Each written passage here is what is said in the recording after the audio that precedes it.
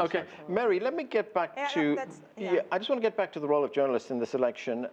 Joe Scarborough is the host of a very popular program on MSNBC called Morning Joe. This is what he had to say about the role that the media played in the election. He's a cross-dresser too. Right, that's true. He is, Former congressman. But in this instance, let's listen to what he said. The Clinton campaign believed until 9 o'clock that they had a lock on this, that they were going to win. The fault of that actually lies with the media.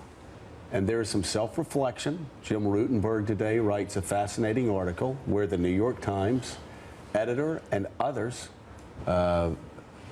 basically come to terms with the fact that they stopped being journalists over the past month and began being cheerleaders and began being people who had a conclusion that they reached and then searched for facts to show that Hillary Clinton was a 92, 93, 99.999% chance winner of winning this campaign.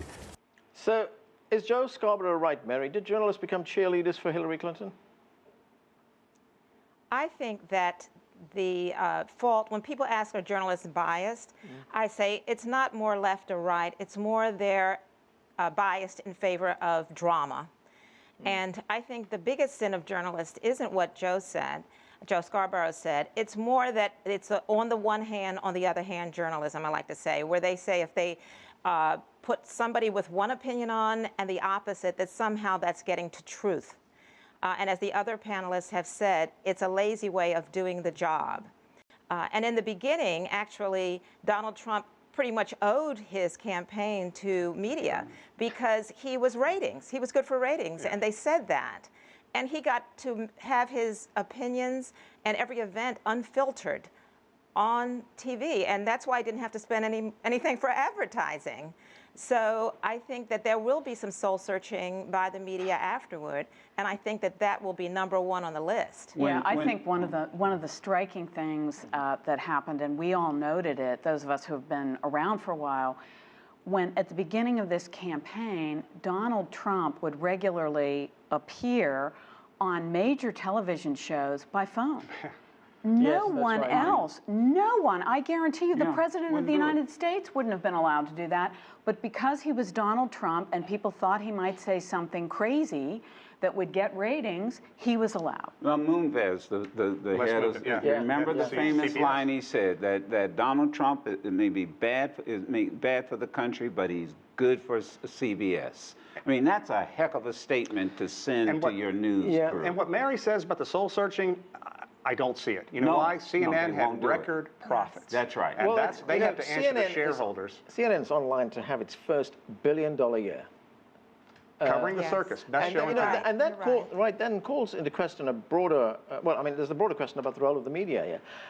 Are companies responsible to their audience or to their shareholders? Well, let me add fuel to the fire, which is 2 years ago, in the last election cycle, I was working for the Sunlight Foundation, and we partnered with the Internet Archive to do a study. We just picked one major media market, Philadelphia, and from Labor Day to Election Day, we did a study of how much airtime was devoted to ads, meaning that's ka-ching, ka-ching, a lot of money for the TV stations, versus how much airtime these TV stations who were making all this money provided to serious reporting on the election, and it was devastating. I want to say it was less than 20 minutes. For 4 or 5 TV stations over the course of 6 weeks that were making millions upon millions of dollars from these ads, but they could not bring themselves to do a couple of serious stories about the campaign. And last weekend, we were up in Harlem talking to people from Harlem for Hillary, and talking to folks up there, and somebody posed me a question, and I couldn't answer it. What if Barack Obama had been married 3 times, said the things about women that he said other things that Donald Trump had said, the media would vilify him. Why was the media so bullied by Donald Trump? Why did they turn tail and cower every time Trump challenged him? I can't answer that. Well, that's the point I was making about veteran reporters and journalists that I named, Bernard Shaw would not have allowed that. He would have stared Donald Trump down, and neither would any of the other people who we've mentioned. I think the part of the problem is, once again, look at who your anchor people are. I mean, they go for the look.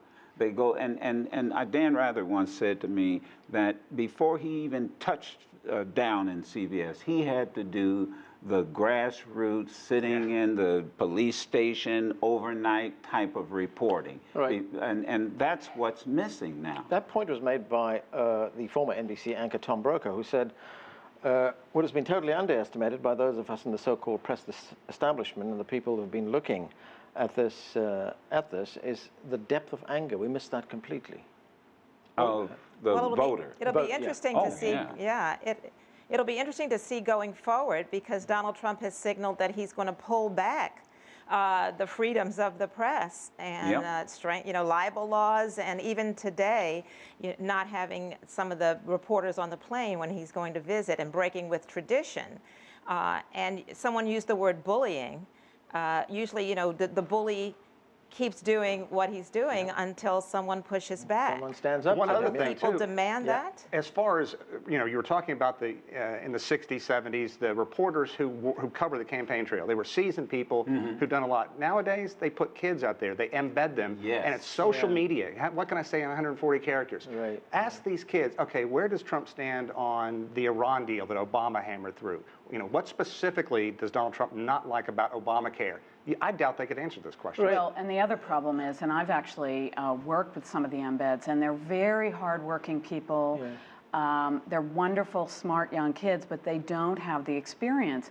So one of the things that you do is, if you're an experienced reporter who started out, as Joe said, working at the grassroots, is you understand how important the people at the grassroots are, and you talk to them.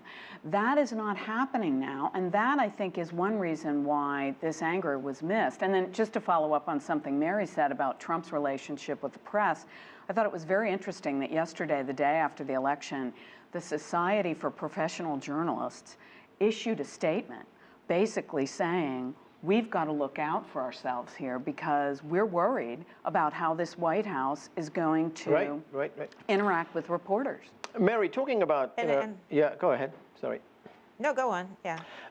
I was going to say that also there's missing not just experience, but that institutional knowledge and context. Yeah, so to put some of what he says and does into that context and say, I think there was this is sounding almost Nixonian. Yeah, there was one editor, the editor of the New York Times, I think he got that message because he said that, look, when you cover this election, especially, he was talking about New York, he said, New York is not the real world. You need to get out there and report this election. He has got that message. And when you talk about soul searching, maybe it started. And the same thing with Washington reporters. Right. I mean, you sit on these panels. I've been on the panels with many of them, and and they're so filtered. They talk as if they're trying to impress each other, and then they don't realize somebody. I keep using the word Peoria, but somebody in the Midwest is watching it, going, "What are you guys talking about? You're not talking to us. You're not explaining this to us," and they're trying to impress each other. I'd be honest with you. I stopped going on, because I found myself sort of talking to club members. And I'd like to hear what Mary has to say about in places like North Carolina, when you do put these embeds, who are bright young people without that institutional knowledge, you try to talk to them about, look, here's what you need to be focused on, and they're, hang on, I have to write this tweet. Just a minute, I'll be right with you. And it happens. Well, covering Trump rallies, I never sat with the press. One, you don't want to be yelled at, but I thought it was much more instructive to be with the crowd and talk with people. And that's when you have people coming up to you and saying, well, I don't believe Barack Obama was born in the United States either. Yeah. And you realize that there's so many people who believe every single thing he says, even if the press is saying, we fact-checked it, it's a lie. We fact-checked. And what he said about, I could shoot someone in the middle of Fifth Avenue and not lose my support, you realize that that's pretty much true. For international nations that watch this democracy in action, it was an embarrassing year. And there's no way to extricate the U.S. from this mess in the next 4 years. They're going to have to... Kathy, we also have to recognize that the media landscape in the United States has changed radically. Most of the mainstream media, the big companies, are now part of big corporations. and it's a question I posed earlier on, I mean, is their first obligation to the viewers, the listeners, the readers of their publications, or to their shareholders? Well, it should be to the viewer, certainly, especially at the local level where the licenses are actually issued by the government, meaning that these are the public airwaves that you're using. And so ostensibly, they should have to provide this for their license renewal. So we'll see what happens, but I think one of the things that happened for local stations is that the government has become, which by the way is going to be controlled by politicians who benefit from this system, has become much more lax about enforcement. So really it's up to voters and the public to make a stink about this and say, hey, wait a minute, you know, you're making all this money, what are you giving me for it? Then the other thing I think is the point you raised, which is a really good one, and that is it's kind of the winner-take-all society. So you have these massive media corporations that own a lot of outlets, and they're driving for a bottom line. They want that profit margin to go up and up. And there's no longer the public service aspect, I think, that was part of the media's DNA. It was mandated by law. You had to do some public service. And getting back to the journalists and very quickly, Sean, I have to go. Go ahead. Just being in a pen, you know, they were locked in a pen. They got into a heated argument with him in Washington one time, the White House press corps, saying, "Is this the way it's going to be under your administration?" Yes. The First Amendment is first for a reason. Right. For the public good. That's where we have to leave it. Great words there, Joe.